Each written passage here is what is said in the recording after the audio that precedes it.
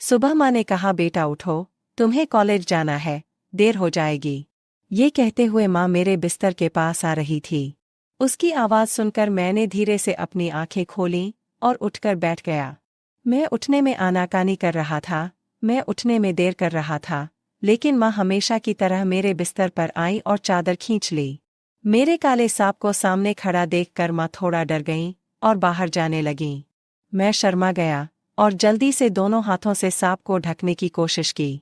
आगे क्या हुआ यह सुनने के लिए पूरा वीडियो देखें। नमस्कार दोस्तों, मैं अविनाश हूँ। मैं दिल्ली से 20 किलोमीटर दूर एक छोटे से गांव में रहता हूँ।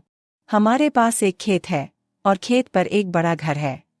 हमारे परिवार में मेरे दादा दादी, पापा, सौतेली माँ नेहा, बड़ी बहन वनिता और मैं एक साथ रहते हैं।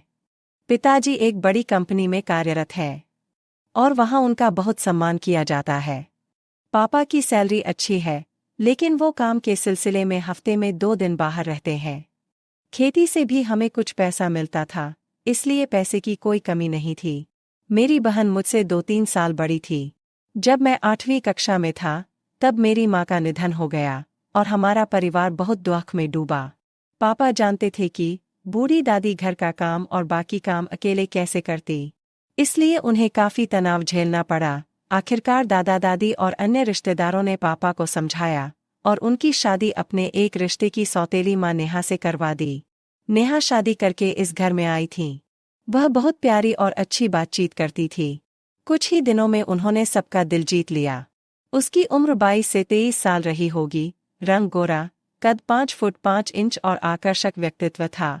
वह तलाकशुदा थी और उसके पति ने 1 साल के भीतर ही उसे तलाक दे दिया। क्योंकि नेहा कभी माँ नहीं बन सकती थी, वो बांझ थी।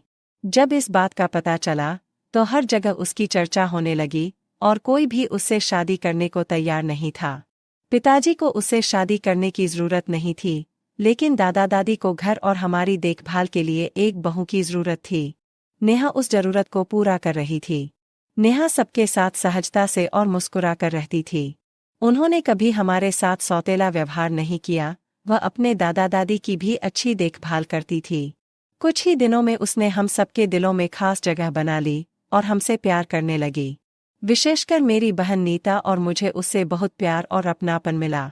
समय के साथ सौतेली माँ नेहा मुझे बहुत करीब और स्नेही महसूस हुई। नेहा के बिना मेरा कुछ नहीं हो सकता था। जैसे जैसे दिन बीतते गए, मेरी सौतेली माँ के साथ मेरा रिश्ता मजबूत होता गया। हमारी दोस्ती बहुत गहरी थी। वो मुझसे मुस्कुरा कर बात करती थी। हम खूब मस्ती करते थे। कभी मैं उसे प्यार से गले लगाता, तो कभी वो मुझे प्यार से गोद में उठाकर लाड़ करती। उस समय मेरे मन में ऐसी कोई भावना नहीं थी। साथ ही धीरे धीरे दिन बीत रहे थे। जब मैं 12वीं में था, मेरे दादा दादी 2 महीने के अंतराल के बाद हमें छोड़कर चले गए। इससे बाबा का सहारा छूट गया, लेकिन बाबा ने सावधानीपूर्वक सारी जिम्मेदारियां उठाईं और घर को अच्छे से संभाला। वनिता अब 22 साल की हो चुकी थी। वनिता खूबसूरत थी, इसलिए उसके लिए अच्छे अच्छे रिश्ते आने लगे। उसकी शादी करने में कोई दिक्कत नहीं हुई। योग्य लड़का मिलने के बाद पिताजी ने उसकी शादी बड़ी धूमधाम से की। अब वह अपने पति के साथ ससुराल में रहती है। उसकी शादी को 2 साल हो गए हैं। उस समय मैं एक इंजीनियरिंग कॉलेज में पढ़ रहा था। मेरा कॉलेज सुबह होता था, इसलिए मैं दोपहर को घर आता था। घर में मैं और माँ ही रहते थे। जब मैं कॉलेज से घर आता था, तो माँ बहुत खुश रहती थी। क्योंकि उन्हें घर में अकेले रहना पड़ता था, इसलिए वो कभी कभी उदास भी दिखती थीं। हम दोनों एक ही घर में रहते थे। एक दूसरे के साथ अधिक समय बिताने से हमारा रिश्ता और भी मजबूत हो गया। इसका कारण यह था कि हम एक दूसरे के प्रति आकर्षित थे। लेकिन मुझमें कभी अपनी माँ से कुछ कहने या उनके साथ कुछ करने की हिम्मत नहीं हुई। फिर भी मैं उसे संतुष्टि से देखता था। जिस तरह से मैं उसे देख रहा था, उसे उसने महसूस किया होगा, लेकिन वह मुझे कुछ नहीं कहती थी। क्या करे कैसे करे इसका मुझे कोई अंदाजा नहीं था। कॉलेज में मेरा एक दोस्त था, जिससे मैं सलाह लेता था, लेकिन मैं उनके विचारों से सहमत नहीं था। मेरी एक गर्लफ्रेंड थी और मैं उसे सप्ताह में 1 बार मिलता था, इसलिए मुझे फिर वह चीज़ करने की ज़रूरत नहीं पड़ती थी। एक दिन पिताजी ऑफिस गए हुए थे और माँ हमेशा की तरह मुझे जगाने के लिए मेरे कमरे में आईं। सोते समय मैंने केवल कच्छा पहना हुआ था और मैंने ऊपर चादर ओढ़ ली थी। माँ ने मुस्कुराते हुए कहा, बेटा उठो, देर हो जाएगी, तुम्हें कॉलेज जाना है। वह मेरे बिस्तर के पास आ रही थी। उसकी बात सुनकर मैंने धीरे से अपनी आंखें खोली और उठकर बैठ गया। मैं उठने के लिए राजी नहीं था, लेकिन माँ ने आते ही चादर खींच ली। मैं उठ गया। मेरे काले सांप को खड़ा देखकर माँ थोड़ी डर गई और मैं जल्दी से उसे ढकने की कोशिश कर रहा था। माँ ने हमेशा की तरह हंसते हुए कहा, बेटा, इस उम्र में यह सामान्य बात है, इसमें शर्मिंदा होने की कोई बात नहीं है। माँ मुस्कुराई और बोली, अब तुम बड़े हो गए हो, चलो उठो, नहा लो। मैं तब तक चाय और नाश्ता तैयार करती हूँ। फिर मैं उठकर बाथरूम में गया और नहाकर तैयार हुआ और डाइनिंग टेबल के पास बैठ गया। माँ चाय और नाश्ता लेकर आईं और मेरे सामने बैठकर मुझे देखने लगीं। उसने झुककर नाश्ते की प्लेट मेरे सामने सरका दी और बोली, अब नाश्ता शुरू करो। माँ अच्छी तरह जानती थी कि मैं क्या सोच रहा हूँ। वह जानबूझकर एक हाथ टेबल पर रखकर झुक रही थी और नाश्ता कर रही थी। मैं नाश्ता कर रहा था, लेकिन मेरी नज़र वहीं रुकी हुई थी। माँ ने देखा और पूछा, क्या हुआ बेटा, तुम इतना क्या सोच रहे हो? मैंने तुरंत जवाब दिया, कुछ नहीं माँ, मैं तुम्हारे बारे में सोच रहा था।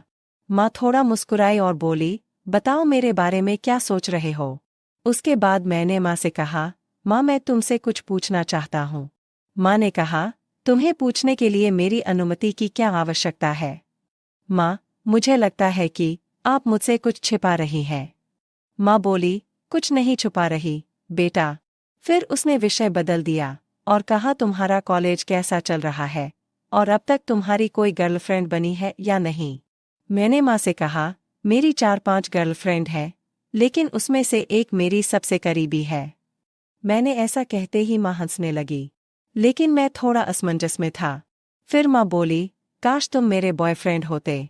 मैंने कहा, माँ तुम मुझे चने के पेड़ पर चढ़ा रही हो। फिर माँ मुस्कुराई और बोली, ठीक है, अब तुम मेरे बॉयफ्रेंड हो। माँ ने आगे पूछा, क्या तुम्हारी दोस्ती सिर्फ दोस्ती है या कुछ और भी है? क्या तुमने अकेले में उसके साथ ऐसा वैसा कुछ किया है? हाँ, माँ, हमने दोस्ती से आगे बढ़कर बहुत कुछ किया। माँ ने मीठी मुस्कान के साथ पूछा, तुम्हारी गर्लफ्रेंड को तुम्हारे जैसा बॉयफ्रेंड मिल गया है, वह बहुत भाग्यशाली है। मुझे उसकी बातों में नाराजगी का एहसास हुआ और मैंने उससे पूछा, क्या हुआ माँ? माँ ने कुछ देर सोचने के बाद कहा, कुछ नहीं बेटा, तुम्हें कॉलेज के लिए देर हो जाएगी, चले जाओ, मैं कुछ देर शांति से बैठना चाहती हूँ। मैं उठकर कॉलेज के लिए निकल गया। कॉलेज जाने से पहले माँ ने मुझे गले लगा लिया और कहा, अब तुम जाओ, बहुत देर हो चुकी है। उसके आलिंगन में एक अलग ही एहसास था। तभी माँ की नज़र नीचे मेरे सांप पर गई। उसे देखकर माँ शर्मा गईं और उनका चेहरा लाल हो गया। मैंने उसे प्यार से देखा और अलविदा कहा। तब मैं कॉलेज के लिए निकल गया। माँ की बातों को, उनकी भावनाओं को समझना, उनके विचारों को जानना बहुत ज़रूरी है। कुछ दिनों बाद हमारा रिश्ता दोस्ती से आगे बढ़ गया और मैंने वह सब उसके साथ किया। दोस्तों, अगर आपको हमारी कहानी पसंद आए तो हमारे चैनल को सब्सक्राइब करें और आपको कहानी कैसी लगी मुझे कमेंट में अवश्य बताएं।